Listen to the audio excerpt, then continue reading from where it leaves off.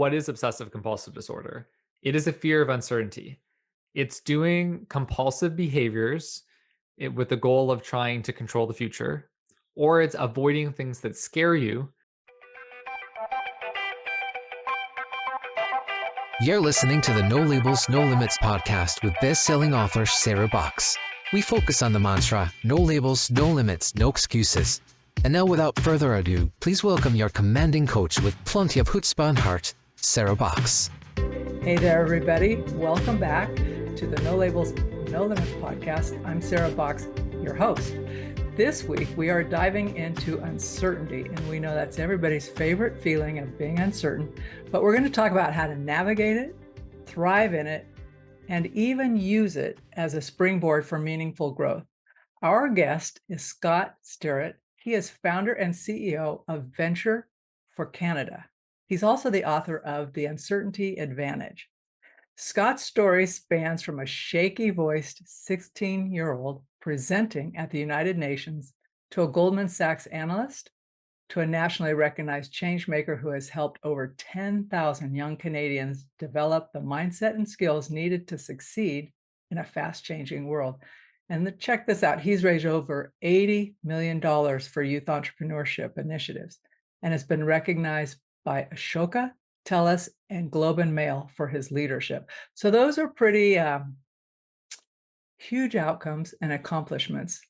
So if you've ever felt like an imposter or been unsure of your next move or stuck in the I'm not ready trap, this conversation will reframe uncertainty as one of your greatest assets. So with that, let's formally welcome Scott Stirrett to the No Labels, No Limits podcast. Hi, Scott. Hi, and thanks so much for that very kind and generous introduction. Well, I think it fits you. I mean, your energy's so good. We've been able to chat a little bit while we're getting all our tech squared away. And I'm just so ready to ask you questions and learn more about you. But so let's rewind to that moment when you were at the UN speaking as a 16-year-old. How did you get there? Like, why were you there? And what did that teach you about stepping into leadership before you felt ready? This is an experience I love to talk about, and definitely was something that was very formative in my life. How I got to speak at the General Assembly of the United Nations at 16 was that my school decided to go to this Model UN competition. It wasn't a competition, it was a conference. And it was called it was a conference that was run by a private school in New York that largely educates the children of UN diplomats. And as part of the conference, you could apply to do this debate against the school that was hosting the conference at the General Assembly of the UN. So we applied, and then we got selected to be the team to debate the high school. And the General Assembly was packed. It was like there was, a global meeting taking place. There were probably 1,000 people there. And we started in the debate, and things were pretty normal at the start. For context, the topic was essentially whether developing countries should have to pay a lot for mitigating the consequences of, or mitigating kind of climate change, reducing kind of emissions, or whether the developed world should largely kind of pay. And we were assigned sides, and I was assigned the side alongside my teammate that the developing world should pay for a lot of the mitigation of climate change. And essentially, we started the debate. People didn't know we were assigned sides, but and about half the audience were from the school that we were debating. And from kind of quickly, it was clear that the audience was really against us because they were cheering for their school. And also, a lot of people were from developing countries because their parents work for the United Nations. And so we just started getting booed and heckled. And one of my debate partner, he got really nervous, and he just started saying ladies and gentlemen, as like a verbal kind of tick. And he said it probably 40 times. And he really froze up.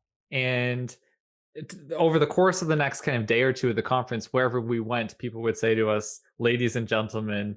So to answer your question, Sarah, because this is a long description of this situation, is I think one is it taught me just the importance of being calm on my feet. That like for a very stressful situation, just roll with the punches. Like, yeah, this is kind of stressful, but don't give up. Just keep on putting one step forward.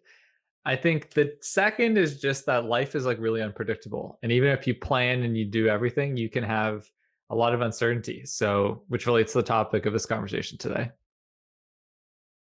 And that you didn't quit, I think, is a cool thing. Like you didn't go running off the stage. I'm curious, did anybody, after they quit booing for you because they were for the other school or, the other quote unquote side or from countries, did anybody ever really listen to what you were saying and consider some of the counterpoints to what they currently believed might be? At the time, I don't remember anyone coming up and making like thoughtful comments. So, no, but maybe they did. But certainly no one came up to me and said that. Nothing memorable. No. It also was now 17 years ago. So my memory of it is a little faded, but I don't recall at all anyone bringing that up to me. Well, if you'd been truly traumatized, you would remember. So I'm guessing you made it through okay. But what did that, from that moment and stuff, how did that shape you? Like now you go from that moment to all the stuff you've done in between. Have you taken anything from that experience and continue to apply it either to how you work or how you're helping other young people work? It definitely was an experience that shaped me in a few ways. I think in both in terms of kind of how I am in the world and how I try to help people. I think one takeaway is just the importance of like public speaking even under pressure. And I loved public speaking as a kid and I like public speaking now. And what tests your public speaking is when you have to speak under pressure, and it's important to be able to manage pressure. So that leads to sort of the second point, which is that life has like stress, and you have to be able to operate under relaxing situations, but also under stressful situations. Both are really important. And if there was a third thing that I kind of carry forward from that experience is the importance of like laughing at things when they go wrong. Like I could be really angry right now and say, "Oh, I got wronged and that was embarrassing," and I could be really upset about it. But even from I was probably upset about it at first, but even when I think back to that story, like even a couple of years later, I more like laughed at it. I'm like, wasn't this like how many 16-year-olds have like the experience of like being booed down like Muammar Gaddafi, like at the UN, like people like like it's pretty unique experience to get booed down at the General Assembly because we were booed. We were getting also loud boos at our face. So if I can survive getting booed down by the General Assembly of the UN, then I can survive a lot worse. That's a huge takeaway. When I interviewed a different guest and he said he went through something really, really young. His mom died, but then now he's going through something different challenge. And he says, "Hey, I learned when my mom died, that was the worst day of my life. Everything else is uphill from them. If I could survive that and become who I am today, I can handle anything." And it's the same thing. It's like if you can stand from the UN Assembly and be booed, you pretty much can handle what gets tossed your way. It That's goes. something inspiring. Yeah, I agree. It relates in something I talk about in the book, but I was diagnosed in my around 4 years ago with obsessive compulsive disorder. And one of the ways that at least I was treated and is often thought to way you treat OCD is to expose people to what like scares them. And I think that whether you have OCD or not, it's a good thing in life to think about of if you're really scared of something, then go do that thing. And then you become gradually less scared of it over time. My husband and I just had that conversation this morning because there was a news story about this dad having his kid do something. You could tell the kid was real nervous about it. And basically, the dad just put him into it, right? It's like, there you go. And someone commented, "That's a terrible parenting thing." I'm going, if you don't get pushed past that stuff where I can't, you're going to spend your whole life sitting waiting until you feel like you can, you know. And it wasn't dangerous or anything. But then the next thing you see is this kid up there with someone totally different doing it the same thing. It's like, Yeah. oh, I can do this. So it's freeing once you get past the scared part of it. So I love that. I kind of try and think, if I'm really nervous about it, I think it means I should at least go investigate, you know, maybe do it, but at least go towards what makes me scared. Um, hmm, I do. So let's talk about first your venture for Canada that you launched in your early 20s. Um, so what gave you the courage to start that? It's a great question on the courage piece. A lot of people will ask more the question of what motivated me. And I don't think I've ever been asked what gave me the courage to do it. I'd say a couple things gave me the courage. I think first off, my parents, they were always been huge champions of me and actually encouraged me to leave Goldman Sachs to go create venture for Canada, which I feel like not that many parents would go say, leave a good paying job in New York City to go create a not-for-profit with like that has no money. And that's where I also to acknowledge, like, I think I have had my ability to, if I had been born under different circumstances, I don't think I would necessarily have founded Venture for Canada. Like, I have had a lot of entrepreneurial role models in my family, and I think that that influences me to become like an entrepreneur. Part of the reason I was motivated to create Venture for Canada is to provide more people the opportunity to be entrepreneurial. So the first is to acknowledge my parents, both of them. My dad has always been a big champion. He has championed me writing this book and encouraged me to write The Uncertainty Advantage. My mom, even when I was a kid and I was getting bullied pretty badly and it was a challenging time for me, she would, when I would go to sleep every night, ask me the question, what's the most important thing in the world? And I would say, to believe in yourself. And a lot really to both of my parents in different ways, I think really did support my courage to go do this. And the second part that I'd answer your question is I think just some of the other life experiences that I had, like I think the UN thing, for example, but doing an entrepreneurial initiative when I was in university of helping six college students in the US run for public office and getting them elected. That was a really formative experience that it gave me the self-efficacy, the self-belief that I could go and create something. So those are two of the things I think that gave me the courage to go leave and found Venture for Canada. So when you started that, um, did you start very formally? Like, did you have financial projections, a plan, all that stuff? Because you're coming from Goldman Sachs, so you know your way around finances and stuff. I had a very high level like business plan. In my view, it would be kind of like something that ChatGPT would create like today. Like it was not a very detailed. To answer your question to a little bit more detail, though, I first had the idea of Venture for Canada in June 2013, and then I incorporated it in July 2014. I had the idea for Venture Canada in June 2013. I incorporated it in July 2013, and then for around 8 or 9 months, I worked on it on the side, and I started building an advisory board. I had like a high level business plan, but essentially what I did is I just started talking to a bunch of people, and I started building up initial supporters, believers in this idea. And then by March, April 2014, I reached a point where I thought to myself, this is a legitimate thing. Like this can be a full-time job. I should go dive in and do this. So to answer your question, Sarah, it was less me going and creating a really rigorous plan. It was me more just going on and doing and talking to a bunch of people. And in doing so, validating that there was a need for what I was trying to create. So you were doing your field research to make sure what you were trying to create even was going to be useful.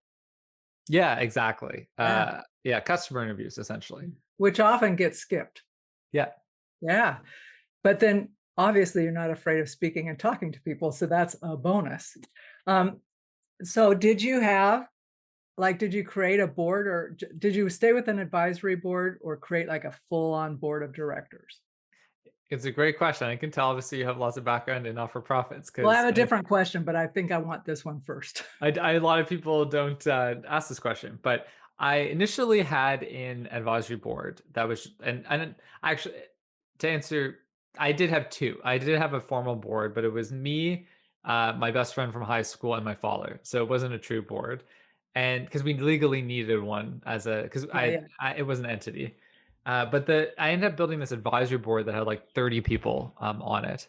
And that advisory board really functioned as a lot of the engine for Venture for Canada in the first 2 to 3 years.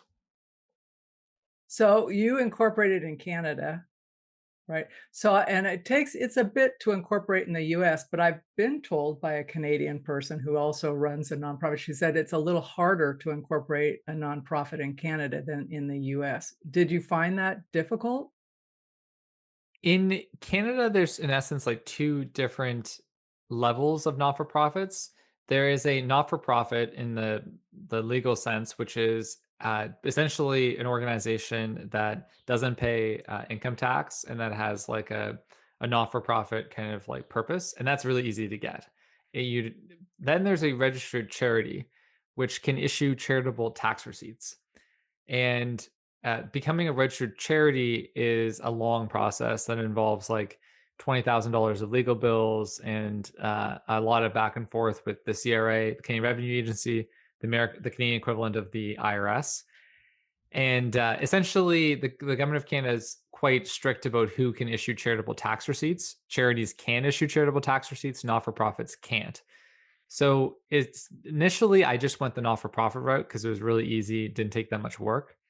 And then in 2015, I started the application process, and Venture for Canada became a registered charity in, I believe, September, October 2016. So to again put the chronology, it was around 3+ years after I incorporated as a not for profit, we converted from being a not for profit to a registered charity.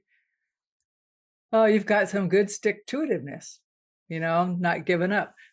So I asked that because I'm curious. I think folks say, I'm going to start a nonprofit. And I'm thinking, oh, what's your purpose? What do you want to accomplish in your community? And then I'll say, who else is doing that? And I'll learn that. And I'll say, are you partnering with them? Have you learned anything about what their gaps are, what their needs are? So it's more wraparound. No, we're just going to do this because I have a passion for it. And I'm thinking, okay, that's the tough road to hoe. If there's without talking like you did to your advisors to see, will this fly? So that was why I want to know in your board structure. So such a smart strategic way, even maybe that wasn't your intent to do it that way, but it went forward and you were able to grow it that way. Just amazing. But I do want to talk about your book, The Uncertainty Advantage. So I guess my first question is, why do you think uncertainty gets such a bad rap? There's something very primal in our brains where we're hardwired to fear uncertainty. Some studies show that we would prefer to know a bad outcome than to know an uncertain outcome. And part of this is because for many years we lived as hunter gatherers out in the wild, and uncertainty was really a matter of like life and death. Like we didn't know if there was a big bear hiding in that cage that would eat us. And the consequences of that bear could be really, really big. So as a result, we have today, even though we don't live in that same setting, this like deep ingrained fear of the unknown. And for most people, there's a degree of fear of uncertainty. That being said, it varies. Some people like uncertainty a lot more than others, but I think there's a baseline shared human thread where we tend to not love uncertainty in our lives. Some predictability is handy. Yeah. Yeah. Well, but you think that might be a limiting thing when we can't learn to have a different frame on uncertainty. So what inspired you to write the book? See, that I did ask for your motivation there. And can you talk more about it and what you hope the reader takes from it? I was inspired to write this book by two kind of different reasons. The first is that I personally experienced significant challenges in dealing with uncertainty during the pandemic. I was diagnosed with obsessive compulsive disorder, which is like a significant mental illness. A lot of people think it's just like washing your hands, but it's actually like the top 10, it's one of the top 10 causes of like disability, like worldwide. Like OCD can be very paralyzing, and that's something that I experienced. And at the core, what is obsessive compulsive disorder? It is a fear of uncertainty. It's doing compulsive behaviors with the goal of trying to control the future, or it's avoiding things that scare you that and also desire to try to control the future. Essentially, those who are suffering from OCD want more certainty in their lives. And the irony of it for both people with OCD and who do not have OCD is the more that you try to run from uncertainty, the more you try to control your surroundings, the more that the uncertainty controls you. And that my own personal experiences dealing with this really motivated me to write this book. And also at the same time, I've been somebody who has loved uncertainty at different points in my life. Like I left a good job at Goldman Sachs when I was 22 to go launch a not-for-profit. If you saw that, if you read my bio or resume, you'd think this person's like an uncertainty junkie. But I think that the important point though is that our relationship with uncertainty ebbs and flows over time. And that's natural. That everyone has the capacity to be more comfortable with uncertainty. And the second major reason I was interested to write this book is because I saw my work at Venture for Canada, where we've helped over 10,000 people launch their careers across Canada. And these are predominantly young people, 18 to 30. That fear of uncertainty is arguably the most common thing that holds people back in their lives and careers. So, to answer your question, Sarah, I was motivated to write this book from my own personal experience as a young person struggling with uncertainty at some points, but also realizing that this is not just about me. This is a problem that so many people deal with and struggle at many points in their life, but I think can often be particularly acute for young people today. I agree, but I would say, in addition to that, it brings up all that stuff that people will ask me, like about imposter syndrome, and I don't feel ready. And so, when you're talking about that or helping young people, how do you approach that? Because that, to me, is partly uncertainty. Like, what's going to happen if I do this? What happens if I fail? Will I be laughed at? Could I even stand up in front of the UN Assembly and be booed? It's a lot of uncertainty, and it can be paralyzing. Yeah, oh, totally. I think for a lot of people, their anxiety reaction is to freeze and to not know, in essence, to do nothing. And that's something I see a lot with, like, for instance, job seekers. Like a lot of young job seekers who are anxious about the future just stop applying to jobs. And that's not a good coping mechanism for dealing with uncertainty.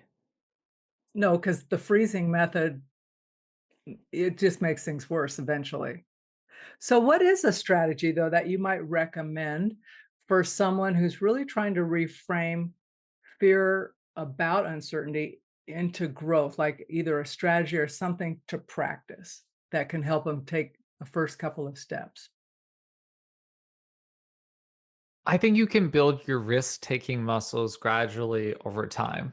And what I would recommend someone do is think about like what's one risk that they can take tomorrow that is just a little out of their comfort zone that nudges them in that direction. And then every day, just nudge it a little bit more. It's like if you're trying to work out and you're trying to build muscles in the gym or you're trying to run faster, edge up just a little bit every single day. And if you want to be more comfortable with uncertainty, I would encourage you to think about building up your risk-taking muscles because inherent to learning to love uncertainty is learning to love risks. Because what does risk mean? It's essentially when you take a risk, you're entering into an uncertain environment. Yeah, absolutely. That's very wise counsel, Scott. And I'm just reflecting, it's all those things that if you just do a little bit, then when you look back, you're thinking, wow, I did that. But it was so tiny as you're taking the steps that you don't really recognize how much gain you've made until you look back and you say, wow, I remember 2 months ago, I couldn't even envision being where I am today. Tiny, tiny compound effect happening. So, but what helps you stay grounded? Because we know that just because I'm imagining your OCD didn't just go away, right? So what helps you stay grounded in times of rapid change or when things are just bouncing around? Yeah, and on the topic of OCD, I think it's an important thing to acknowledge. Like I still deal with OCD symptoms to like today. Like I do not, does not disappear from my mind. What I would say is that the severity of the symptoms go way down. And I probably today feel arguably better than I have in a very long time, but it doesn't disappear. And what helps me stay grounded today are a couple things. One are actually my OCD coping mechanisms, which are specific to me but are really helpful. One of them, which sounds counterintuitive, but is a clinically proven way of how you kind of deal with OCD when you have it, is to actually accept that the worst case scenario can happen. Kind of what we were talking about earlier, Sarah. Essentially, one of the things that's really valuable is if you have like a fear that's really significant, is I'll sometimes think that will happen, but I'm still going to do it anyway. And when I do that, I just feel this like I feel like more relaxed. Like it's sort of like it's accepting it. It's like when you accept your fear, when you let it come in, when you recognize that it can happen, it has less control over you. And it's not in like a superficial way. It is like in a trying as much as you can in like a full of body way to actually accept that it can happen or will happen. So that's one thing that I think that's unique to me. But I think if you have OCD or it can be really helpful. And I also think I've told this habit to other people, and some people think I've lost my mind when I say this. They're like, "So you picture like worst case scenarios in your head?" But it can be very common. Others are the importance, which I talk about in the book, of self compassion. Essentially, speaking to yourself in a kind way, recognizing your shared humanity with other people, and having mindfulness about kind of what you're feeling. And I think that to me, that's a really important kind of coping mechanism. I can be a very relentless person at achieving what's next, and that is deeply ingrained in my identity. And for me, sometimes I have to say, time to take a chill pill, Scott. Like, you're being too hard on yourself.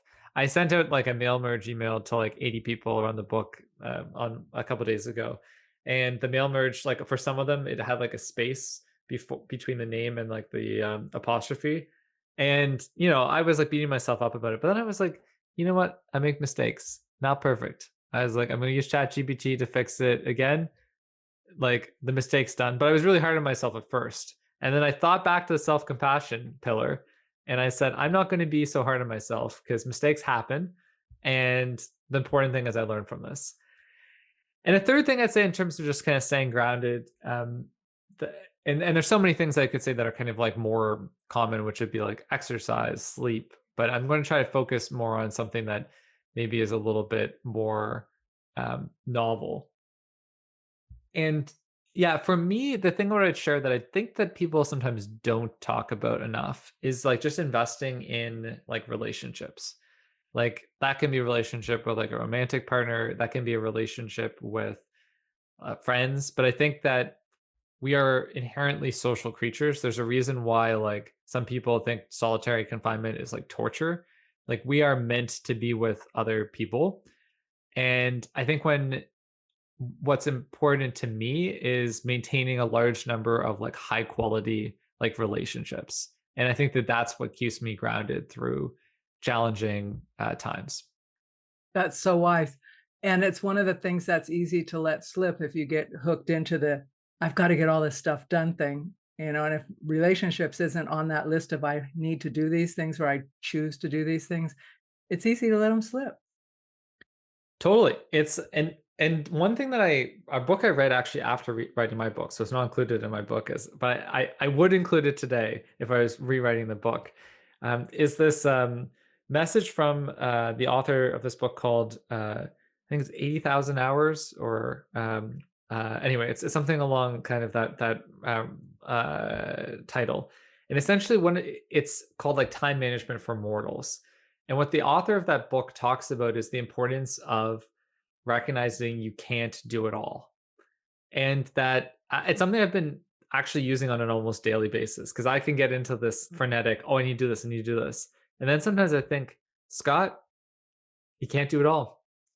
And it sounds kind of I silly, love but it. it makes me feel way more chill. Well, and when you start doing that, I made myself ask my question. It's like, what on, because I'm organized. And I think, okay, what's necessary on this list? And I look, my first thought is, well, it all is, or it wouldn't be on the list, right? It's all necessary. And then I think, really, Sarah, what's necessary? And I was surprised as I kept doing this that, say I had 5 things on there, they're pretty heavy, like they were outcome based. I could do 1 or 2 and really have an impact, and the other 3 were just there to make me feel like I should do them. And I thought, why have you been doing this for years? Like, gotta do it, gotta do it, gotta do it. And I like your whole thing of like, okay, just be more chill. And some stuff resolves itself before I ever get back to it. Totally. Yeah, it's like I think more people who have a tendency towards anxiety can put this relentless pressure that everything needs to be done. And I still do that, so I'm not like cured, but I'm I not do sure there is a cure. I think no, I there's a don't think practice, Scott. I think it's just a practice. yeah, agreed. It's a practice of just like yeah, just saying can't do it all. And even for me, like I like to like be at inbox zero and kind of have things cleared out. And it's something I'm still working on up to be like, it's okay. I don't need to reply to everything instantly. It's okay. And I love that. I think it isn't a cure. It's building that practice of being okay. And I think too, that one thing I've observed is like as you get older in life and you have had more responsibilities and you're farther along in your career, it becomes harder and harder to respond to everything and to do it all. Like I think when I was 23 and I was kind of starting out, okay, it's a little bit easier. Now I run an organization that's a lot bigger. I have a lot more other commitments. And that advice about you can't do it all is like really important, I think, as your career progresses. Do you ever find yourself asking yourself, um, what would happen if I didn't? Like the inbox zero is a good example like it, but you must get flooded with people who want you to do something. Look at this, come to a meeting, do that, check this out. Do you ever find yourself just saying, I wonder what would happen if I didn't deal with it? I don't regularly ask myself that question, but I think that is a good one that I will carry forward after this interview. I Just think check it's it good out. advice. You don't have to do it, but I mean, it's a mind game, It right? is. Look at that and you think, okay, just because it's urgent for these folks, is it urgent for me? Is it urgent for my organization and the people I'm leading? Is it urgent? I don't think so. I think it's urgent for them. So, but you're right about you get older and the filtering becomes easier. It's like, I need to be doing X over this. So you're so wise. And I know you're taking all of that into the work you're doing with young people or folks who want to do their own businesses and the entrepreneurial spirit. Do you differentiate between the entrepreneurial spirit and actually being an entrepreneur? Yes, I do. I think the entrepreneurial spirit or entrepreneurial skills are the ability to identify and act upon opportunities to create value for others.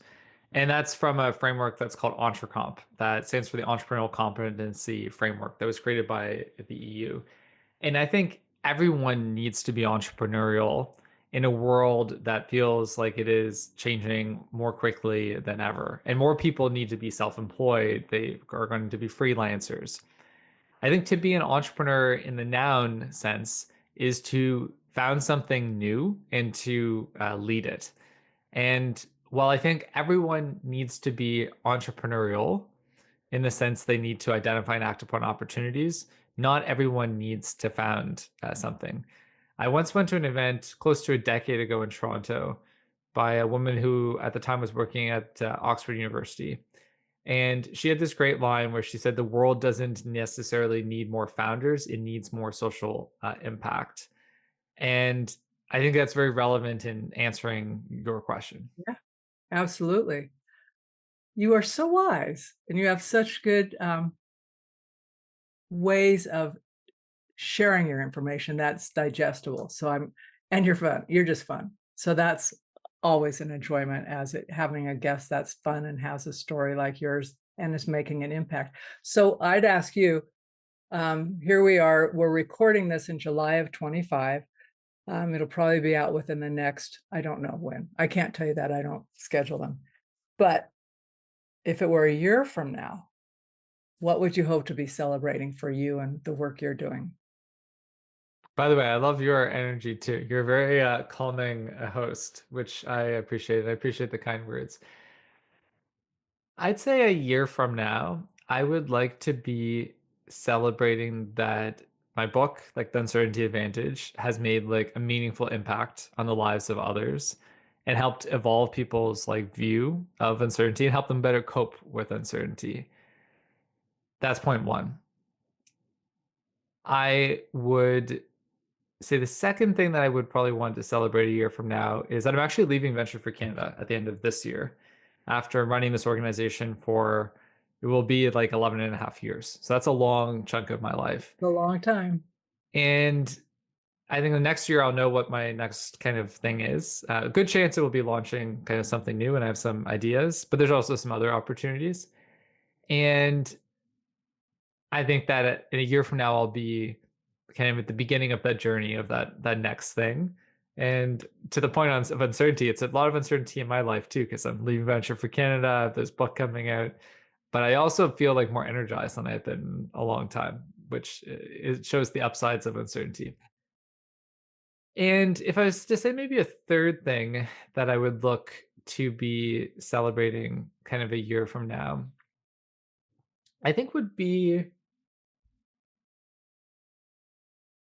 I think beginning in the early stages of thinking of like what a second book kind of would look like. I think I want to write other books. I don't think I'll be far from have written a second book, but I have some ideas and I've loved the book writing process, would love to write more.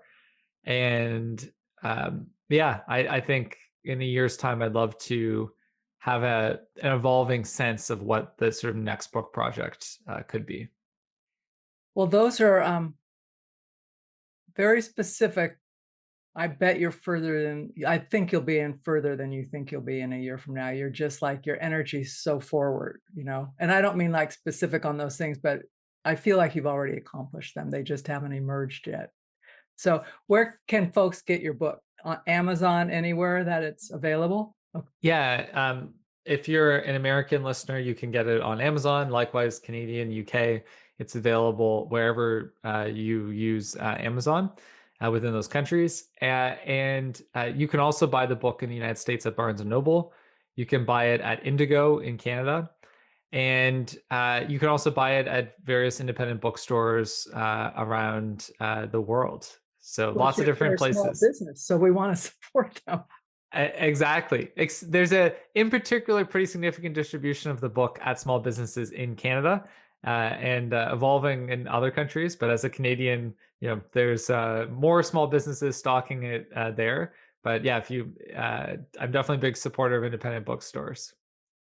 I'm a big supporter of small business. Yeah, love it. So, okay. I'm going to give you the final words on the podcast.